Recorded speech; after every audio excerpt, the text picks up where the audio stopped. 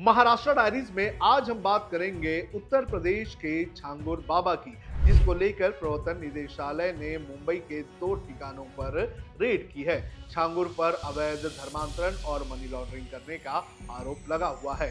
इसके अलावा बात करेंगे मुंबई में खुले टेस्ला के पहले शोरूम की, जिस पर बड़े पैमाने पर राजनीति हो रही है। किस तरह से शिवसेना सांसद प्रियंका चतुर्वेदी ने देवेंद्र फडणवीस की सरकार पर इसको लेकर सवाल उठाया है। इसके अलावा बात करेंगे महाराष्ट्र के नासिक के डिंडोरी में हुए एक भीषण सड़क हादसे की, जिसमें 7 लोगों की जान चली गई है। चलिए विस्तार से इन तीनों खबरों पर चर्चा करते हैं। नमस्कार, आप देख रहे हैं लोकमत हिंदी। मेरा नाम है सुन कनौजी।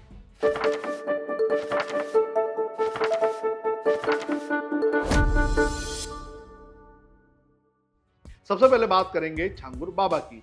प्रवर्तन निदेशालय ने अवैध धर्मांतरण और मनी लॉन्ड्रिंग के मामले में जमालुद्दीन उर्फ छांगुर बाबा के खिलाफ बड़ी कार्रवाई की है। गुरुवार को ईडी ने उत्तर प्रदेश के बलरामपुर और मुंबई में छांगुर बाबा से जुड़े 14 ठिकानों पर छापेमारी की है। इनमें बलरामपुर के 12 और मुंबई के 2 ठिकाने शामिल हैं। ईडी छांगुर बाबा को विदेशों से मिले 500 करोड़ रुपए की फंडिंग की जांच कर रही है।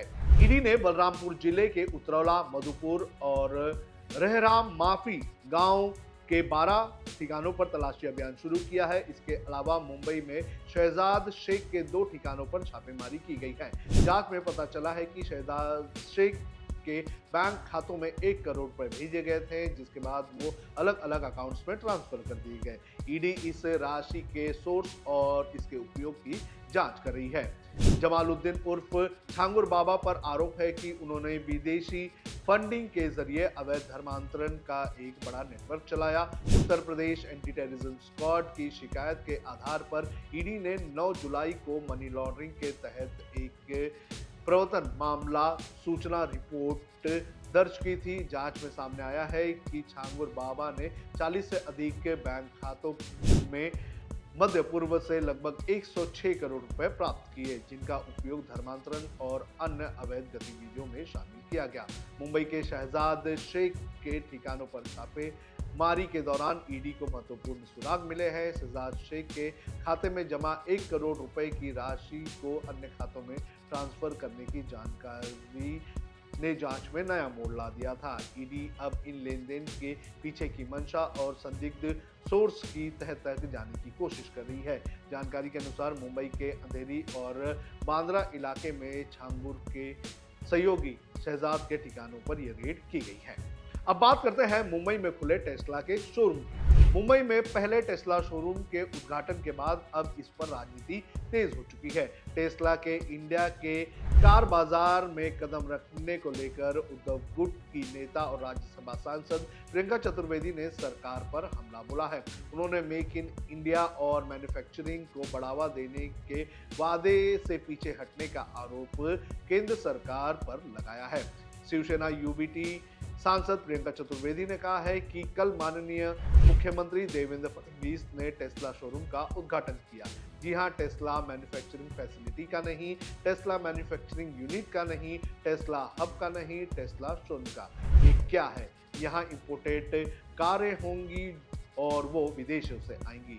जनता जो खासकर ये अफोर्ड कर सकती है, उन्हें ऑप्शन मिलेगा। हमारे घरेलू मार्केट में काफी अच्छी गाड़ियां हैं।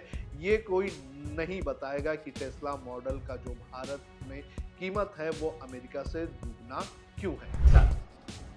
कल माननीय मुख्यमंत्री श्री देवेंद्र फडणवीस ने टेस्ला शोरूम का इनॉग्रेशन किया। जी हाँ, टेस्ला मैन्युफैक्चरिंग फैसिलिटी का नहीं, टेस्ला मैन्युफैक्चरिंग यूनिट का नहीं, टेस्ला हब का नहीं, पर टेस्ला शोरूम का।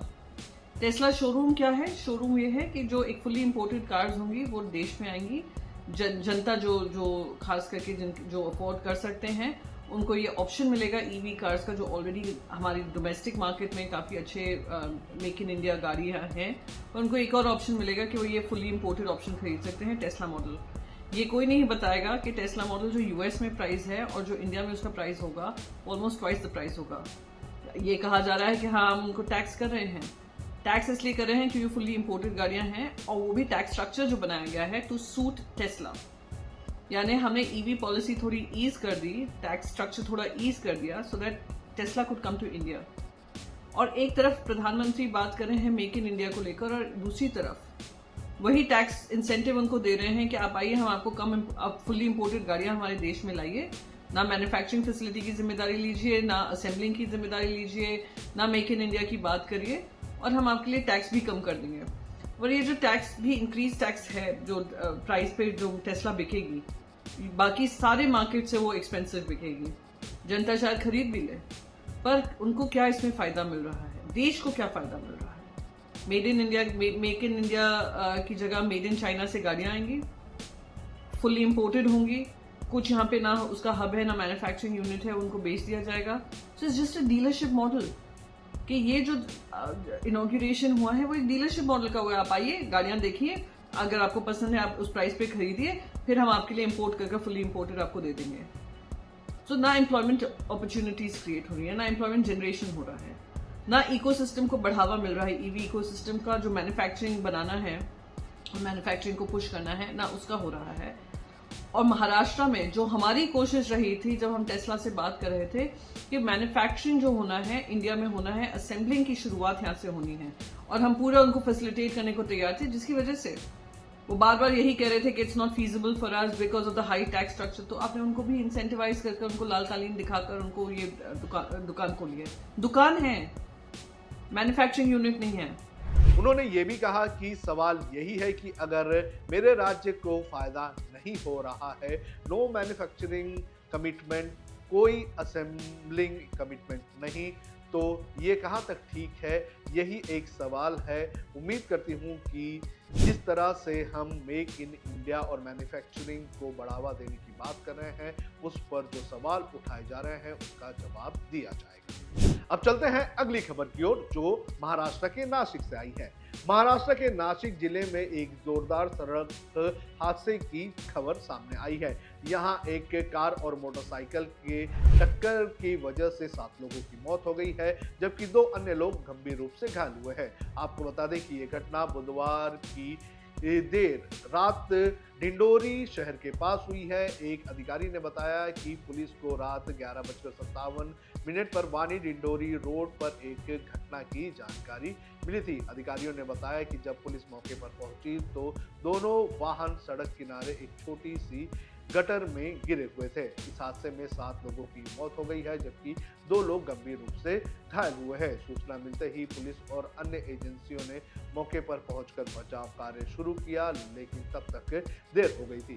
जो जानकारी सामने आई है उस जानकारी के अनुसार कार में बैठे 7 लोग जो है वो इस टक्कर के बाद जो पूरी कार है वो बगल में मौजूद 5 फीट की गटर में गिर गए, जिसके वजह से लोगों की मौत हो गई। आप भी सुनिए क्या कहना है इस पूरे मामले पर पुलिस का। डिंडोरी शहर से करीबन 1.5 किलोमीटर की दूरी पर बालाजी नर्सरी के पास कल रात को 12 बजे के करीबन एक अल्टो गाड़ी MH04 6642 और एक KTM यामा स्पोर्ट्स बाइक, इसमें रात को कल भीषण अपघात हुआ, जिसके टकराव की वजह से अल्टो गाड़ी का टायर फूटकर गाड़ी बाजू में ही 5.5 फुट गड्ढे के नाले में जाकर गिरी, जिसमें 7 लोग